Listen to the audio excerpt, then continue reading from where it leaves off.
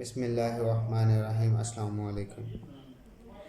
الحمدللہ اللہ تعالیٰ نے امت مسلمہ کو فتح نصیب کی۔ ترکی آپریشن کر رہا تھا شام میں جو امریکہ شامیوں پر بہت زیادہ ظلم کر رہے تھے، بہت سارا برے حالات تھے شام میں۔ تو ترکی نے بہت ہمت کرتے ہوئے یعنی کہ امت مسلمہ میں ایک واحد ہی لیڈر تھا جس نے ہمت کی اور ظلم کے خلاف آواز اٹھائی، اور اللہ تعالیٰ نے اسے فتح بھی نصیب کی۔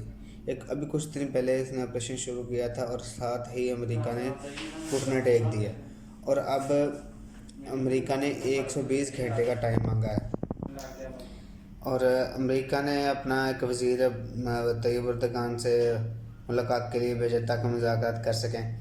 انہوں نے پہلے تو طیب اردگان صاحب نے پہلے انکار کر دیا کہ نہیں، میں نے ملاقات نہیں کرنی۔ بعد میں مذاکرات بیٹھ کے کی، مذاکرات میں طے پایا کہ 120 گھنٹے کے لیے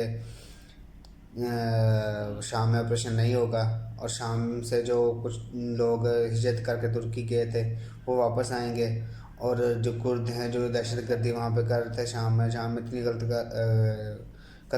قتل و غارت کر رہے تھے، وہ واپس بھیجیں گے۔ امریکہ ان کو واپس نکالے گا اور اپنی گارنٹی کے ساتھ 120 گھنٹے کے اندر یہ سارے معاملات طے پائیں گے، اور بہت بڑی وکٹری ہے، بہت بڑی خوشخبری بھی ہے کہ اللہ تعالیٰ نے کم از کم ایک ملک میں تو دشمنوں کو شکست دی۔ انشاءاللہ اب ہم پاکستان کو بھی ہمت کرنی چاہیے۔ پاکستان کو اللہ تعالیٰ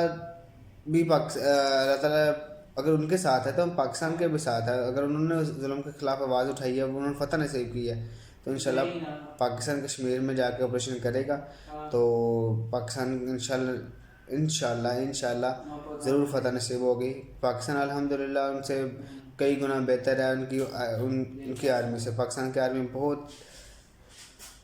بہترین ہے۔